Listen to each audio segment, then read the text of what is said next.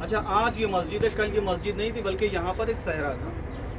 दो रवायतें हमारे पास है। एक रवायत में ये है कि ये एक घर था पहले और उससे लगी हुई जगह कि जहाँ पे हम खड़े हैं। एक रवायत में ये है कि नहीं, ये पूरा मैदान था। अब यहाँ पर इसका नाम जब मस्जिद बनाई गई तो उस मस्जिद का नाम हन्नाना पड़ा। पहली चीज़ हन्नाना क्यों कहते हैं, दूसरी चीज़ मस्जिद क्यों बनाई गई यहाँ।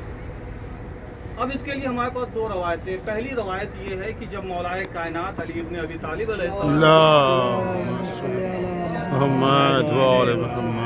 जब इमाम इस दुनिया से रुखसत हुए हैं और जब आपका जसद, आपका जिस्म, आपका जनाजा खूफे से चला है, आपको याद होगा मौलाए कायनात ने अपने बेटों को वसीयत की थी कि बेटों, पायती से मेरा जनाजा उठाना, आगे से मेरा जनाजा खुद ब खुद उठेगा और ये जहाँ तुम्हें लेके जाए वहाँ पे पहुँच जाना और जहाँ जनाजा रखा जाएगा वहाँ तुम मट्टी हटाना और वहाँ पे तुम्हें मेरी कब्र मिलेगी।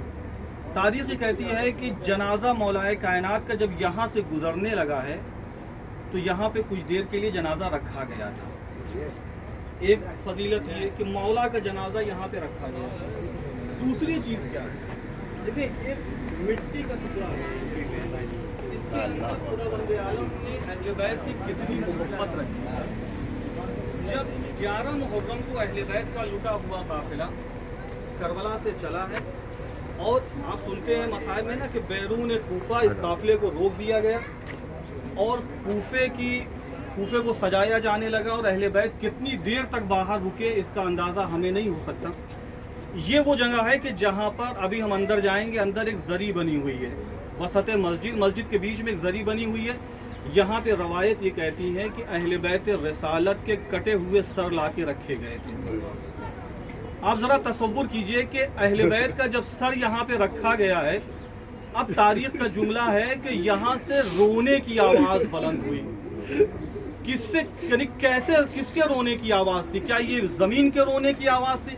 तारीख कहती है कि हन्नाना लफ्ज़ जो है ऊँटनी का एक ऐसा बच्चा कि जो छोटा हो और अपनी माँ से जब बिछड़ जाए उसके बाद जब वो रोता है उस आवाज़ को अरब हन्नाना के नाम से याद करते हैं। कहा कि जब अहले बैत का सर यहाँ पे रखा गया था तो ज़मीन के उसी तरह से कि जैसे एक बच्चा रो रहा हो जो माँ से बिछड़ गया हो, उस ज़मीन ने अहले बैत के कटे हुए सर पे इस अंदाज से गिरिया किया है। जरा आप तसव्वुर करें कि जमीन का टुकड़ा है कि जिसने अहले बैत के कटे हुए सर को देखा और आंखों से आंसू जारी हो गए। जरा तसव्वुर करें कि वो जालिम कैसे थे कि जिन्होंने कब्र से अली असगर के लाशे को जुदा किया है। अजरुकुम अल्लाह। वो दो जुमले मसाइब के अब कयामत की जगह पे खड़े हुए हैं। यही जगह है कि जहाँ अहले बैत का सर रखा गया। आप तसव्वुर कीजिए, अहले बैत का सर देखा है जमीन ने तो वो बर्दाश्त न कर सकी। जनाबे ज़ैनब से पूछिए कि जब शोहदा के दरमियान से ये काफिला गुजारा जाने लगा है, एक मर्तबा जनाबे ज़ैनब की निगाह चौथे इमाम के चेहरे पर पड़ी। क्या देखा कि चौथे इमाम के चेहरे का रंग बदल रहा है। अपने से गिराया, चौथे इमाम के करीब आई। आने के बाद एक सवाल किया, बेटा ज़ैनुल आबिदीन, कहीं ऐसा तो नहीं कि आलम गुर्बत में तुम भी हमारा साथ छोड़ जाओ? पर चौथे इमाम ने तड़प के जवाब दिया, फूफी अम्मा, अरे आपने मुलाहिजा नहीं फरमाया। कहा बेटा क्या हुआ? कहा फूफी अम्मा, यजीद ने अपने कुश्तहाए नजीस को तो दफन करा दिया, लेकिन फूफी अम्मा मेरे बाबा का जनाजा बेगोरो कफन है। माँ, जिसका जवान बेटा मौजूद हो उसके बाबा का लाशा बेगोरो कफन पड़ा हो, वो बेटा मर न जाए तो क्या करे? फूफी अम्मा, मैं जिंदा हूँ और मेरे बाबा का लाशा बेगोरो कफन पड़ा है।